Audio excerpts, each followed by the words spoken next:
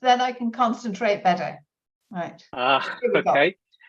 Okay, yes, here we go. I think we are on the YouTube now. Hello, everyone. Welcome to Lunar Reason with Christeen Skinner. Once a month, me and Christeen will meet up in YouTube channel and we will discuss what's happening now at this moment. Hi, Christeen. How are you? Well, I'm good. I'm struggling with words today. I wanted to get an article out, but because it's an article for the web, I know you can have things that are very long. I was trying to do something about 1,200 words about the Middle East. And and I've bitten off more than I can chew because it's really such a complicated situation. And of course, yes, definitely. Clips. And shall I just tell you what I've found so far, and then we can? Yes, please. All right, please. Yes. So, this eclipse, as we know, that eclipses come in cycles. So this one is very similar to the last one on a similar degree in 2004. Right? Now, back in 2004, they had over Israel and Gaza what they called the Days of Penitence. Right? And there was a similar big conflict where many Palestinians suffered. I think there was about 800 dead there from that, and one Israeli died. So there's something about this eclipse and that region that, that flares up. But we have to remember that nothing just happens overnight. There was a preparation for all of this. Yeah. Hamas didn't suddenly get all this stuff in place. They've been working on it for a while. So it's sort of interesting that Uranus has been sneaking up on Israel's sun now for some months. And of course, we've all been distracted by their political instability within the system. So because we've been focused about what's been going on internally, not actually taking into account what's been going on externally. So that's one thing. But the second thing is what actually happened on October the 7th. And because as Hamas fired the first rockets, Venus, transiting Venus, was exactly conjunct Israel's Mars. So they have activated Israel's Mars. And we know that's not a good thing. We know that that's really not a good thing. We also know that Zeus, not Zeus my cat, but Zeus the planet, right? It was conjunct the South Node and also on Israel's ascendant at the same day. Now, I think what's happened here is that Zeus is now really going to come out fighting, right? And we know that this is not going to end well at all. So the question from some of my clients has been, you've been saying that this conflict was coming. How long is it going to last? Now, Mr. Netanyahu is saying this could go on for years, right? Well, obviously, none of us want that. But if you look at the chart for it, it's not looking like it's going to finish soon. I think there's a small window of opportunity between this solar eclipse and the lunar one. The lunar eclipse will be square Israel's progressed sun. So that's the 4th of November. Now, the other good bit of news about that time is that the day before, the sun opposes Jupiter. And if you do a study of the charts of treaties or peace agreements and whatever, it's very common for the sun and Jupiter, even in what seems to be a bad aspect, to coincide with dialogue. So it's entirely possible that by the 4th of November, it won't be harmony. It can't be harmony, Rod. And I could go on from this, but have you done any thinking about this yourself?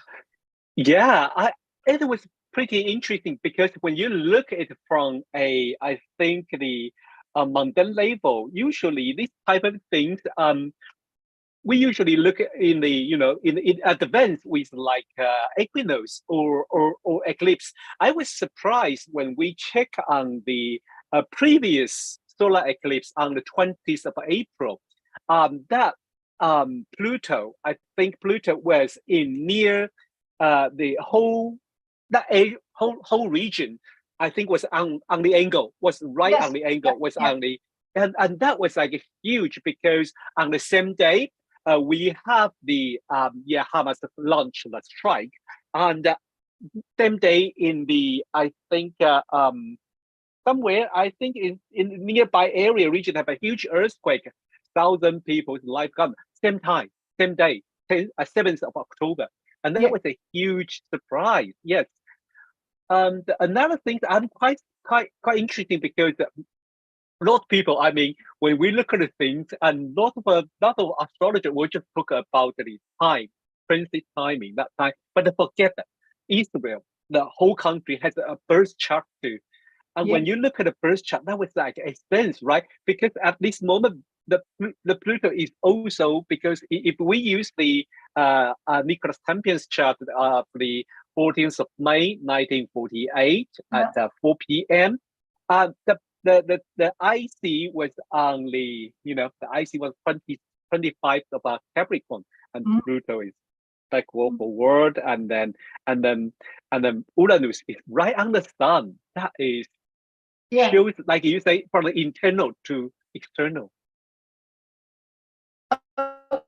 Well, I think the other thing that I found interesting was that I found a chart for Hamas, right, which is the 10th of December 1987. I don't have a time for it, but what's interesting is that Hamas, in doing this, it is said that Hamas has broken all rules of convention, right? So it's like an illegal war, right? But what's interesting about this is that in the chart for Hamas, Uranus was out of bounds. But that's also true of Israel, which came into being with an out of bounds Uranus. Yeah. And what ties this in together, which makes them both rule breakers and both, in a sense, quite arrogant, if you like, deterministic. This is what's going to happen.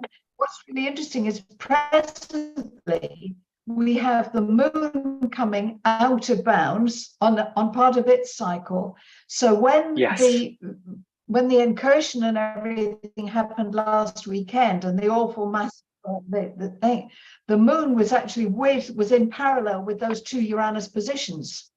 So it's like it's triggered it. Now, well, the unfortunate thing about that is that the moon is going to do that every 2 weeks, right? For the next few months, until the lunar cycle starts to diminish. So this is going to go on really for a few months. I'd love to think it will come to an end at the lunar eclipse, but I'm not entirely sure.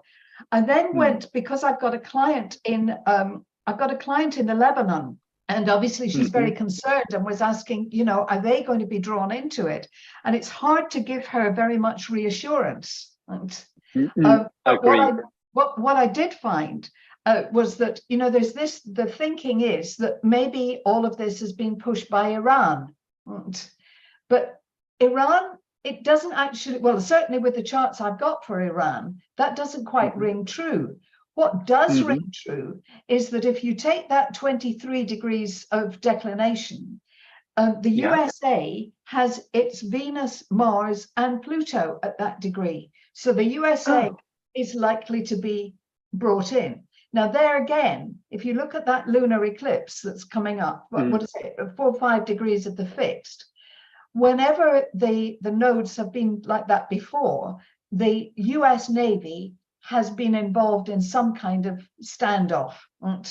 So the US Navy, I think they've already moved a ship there, haven't they? Yes. So I think the US is definitely going to be involved. But I don't think Iran will be. I think Lebanon, via Hamas, via the link with that there has to be some sort of link.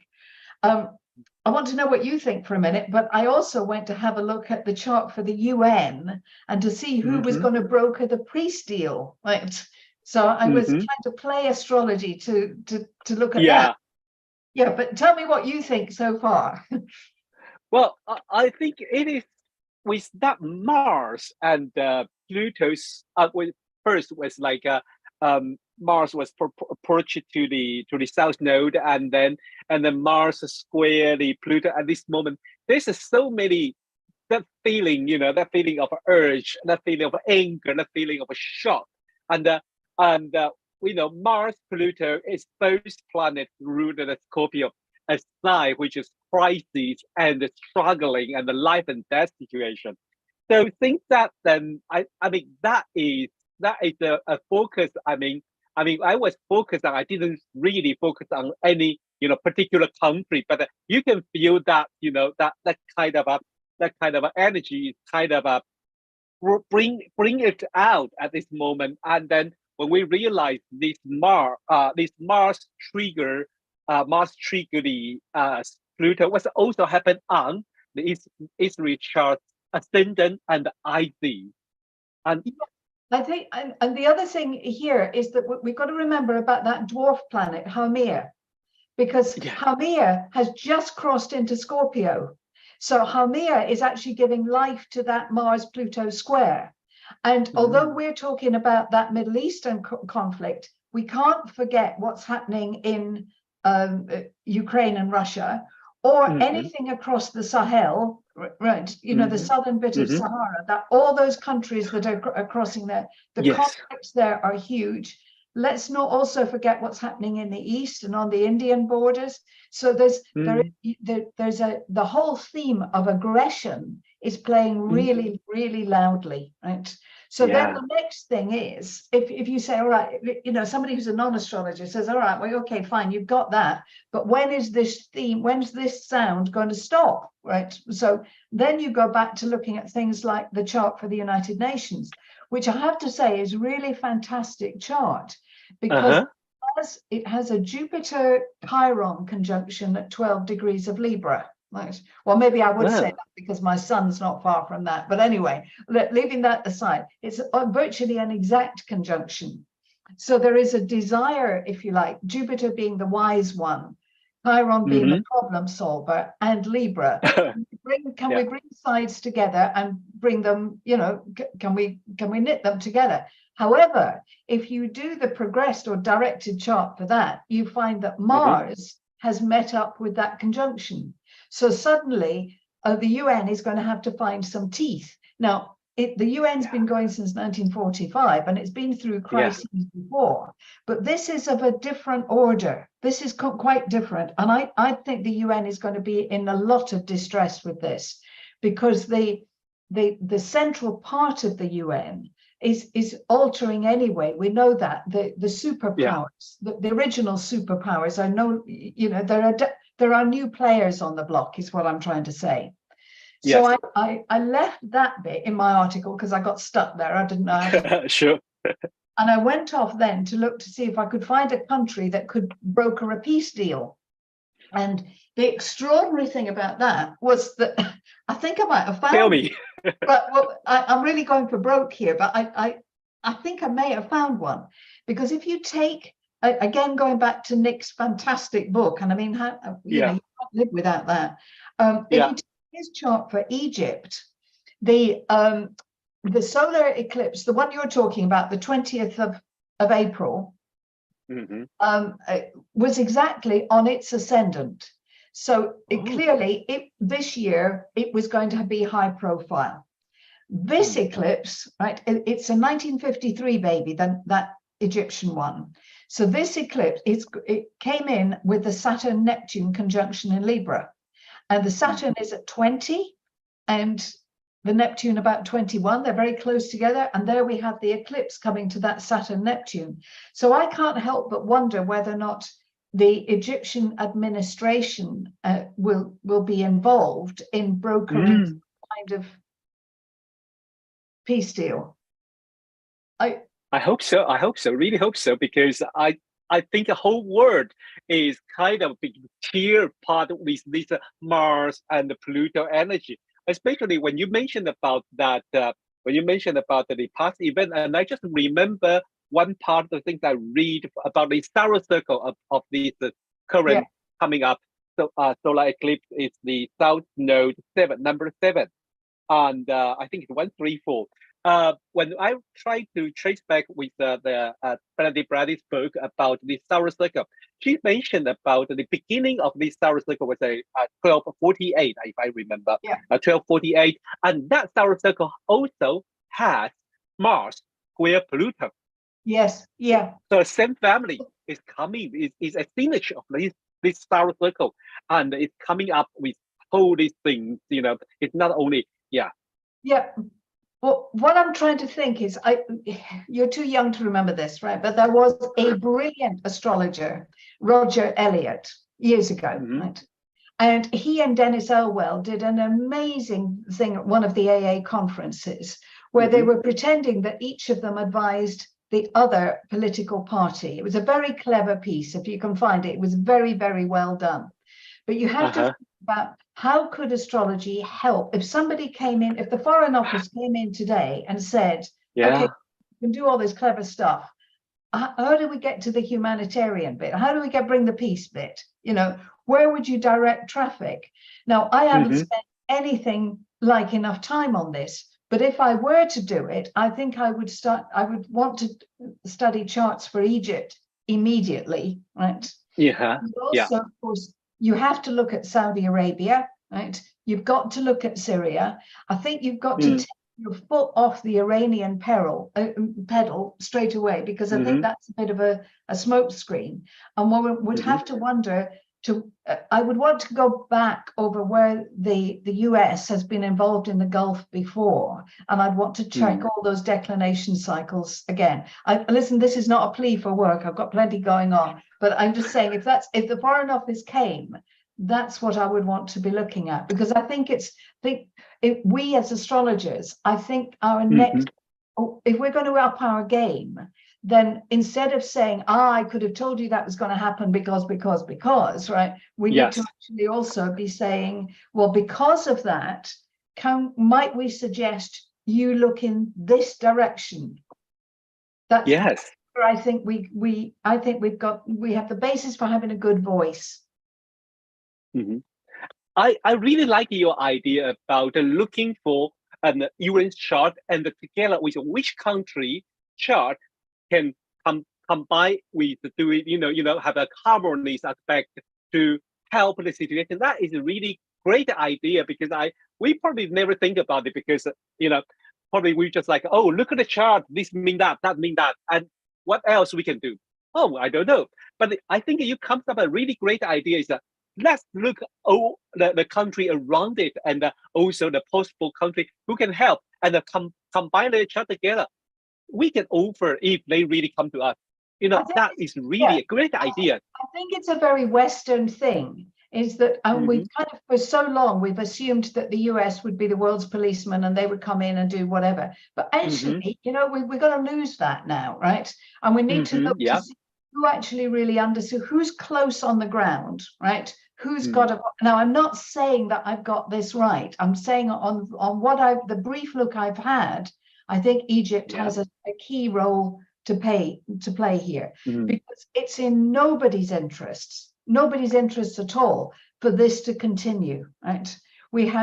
I'm really, I'm going to go off track now, but it's only because I've been reading recently about the wars that might happen in space, which all seems very like Star Trek or something.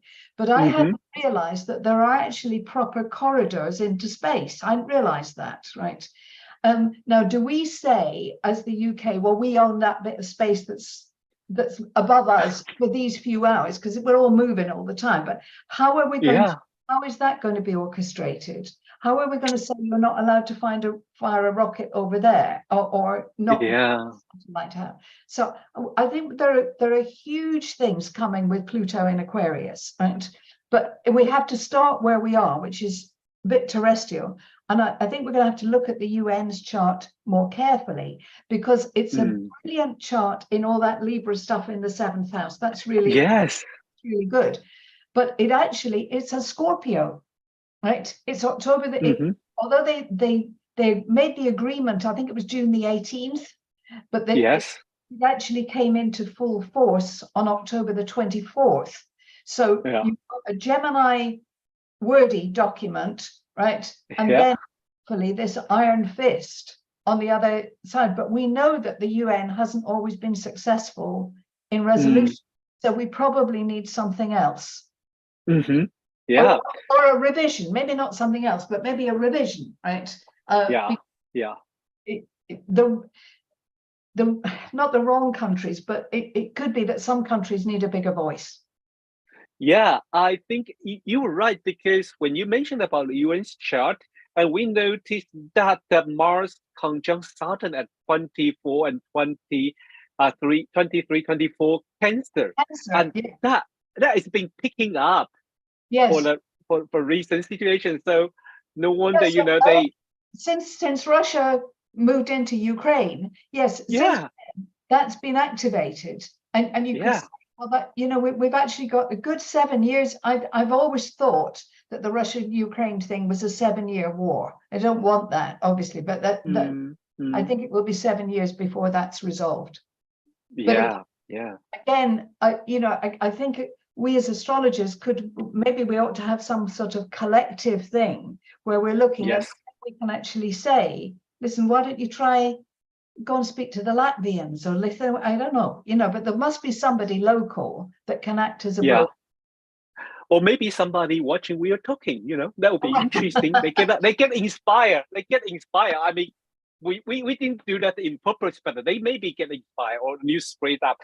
Another thing before we finish today, because there's such important aspect coming up, and I'm always curious since I heard you talking about that aspect about Mars opposite Uranus.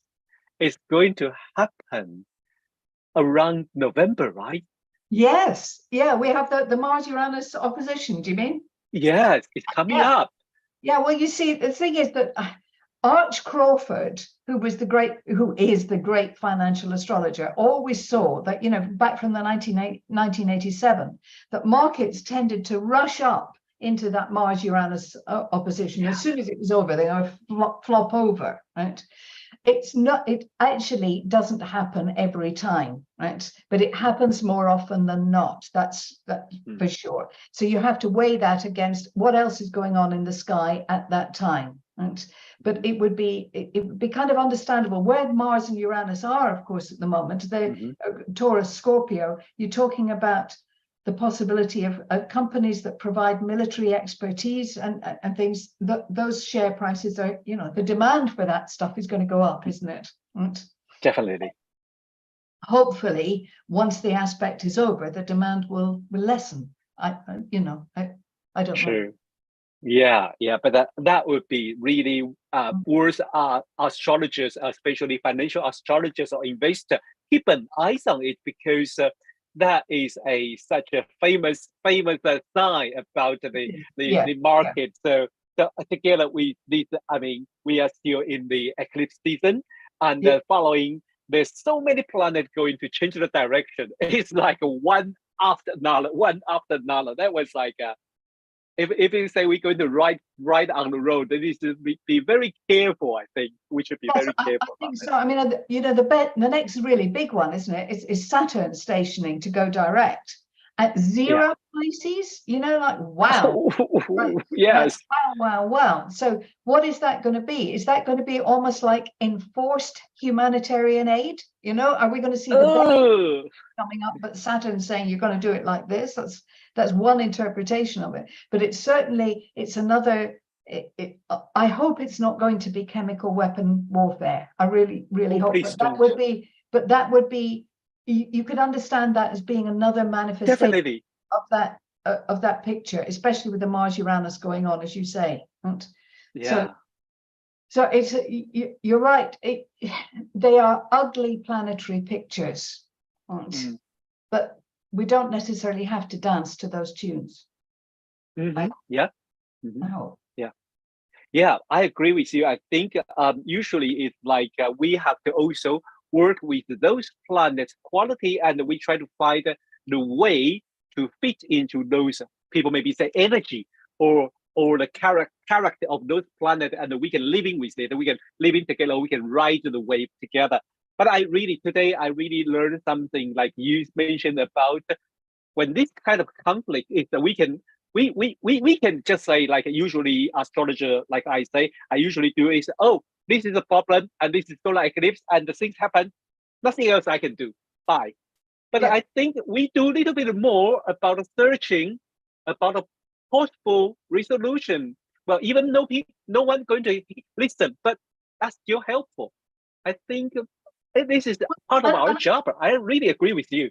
I'm not actually sure that they won't listen. I think we have to learn to dialogue better, because we have a tendency to speak in, it's a quincunx, it's a square, whatever. That, I mean, that's actually like me talking to one of these doctors when they talk about, you know, whatever it is they're doing. It's rude because I can't speak their language, right? So we all appreciate an expert who doesn't exactly simplify, because we're not asking for it to be simplified. We're asking for it to be decoded. Right. And that's where I think people like Arlan Wise in the States has been a real gift to the astrological community, because she is superb at teaching people how to express themselves, decode. Right. Yeah. But as I said, I'm struggling with these words today because it's so much easier. It's so much easier to speak in terms of that square, that opposition, right? True. But if your neighbor wouldn't understand what you're talking about, then you have to redo it. I agree with you. Well, thank you, Christine. Thank you for taking your time out for today's interview, and I really enjoy our conversation. But before we finish, I would like to do a little advertising for a few things. The first was the AA conference. Our conference is on this weekend, and I will be there, and I really hope you can join us. But you'll be busy. You know that I can't, because my mom is so poorly. So I definitely can't be there. But I wish you all a fabulous conference, and then we have yours to look forward to. Yes, our conference is coming, starting the Chinese bit will be starting from the 23rd to 25th of November, and Christine will be the opening. Will be the opening speaker, and the English track will be from the 1st to the 3rd of December. And if you haven't registered yet, please come to contact with us. You know, that would be so nice to see you here. Okay, thank you, Christine, and thanks everyone for watching today's Lunar Rhythm, and see you next month. Bye-bye. Bye.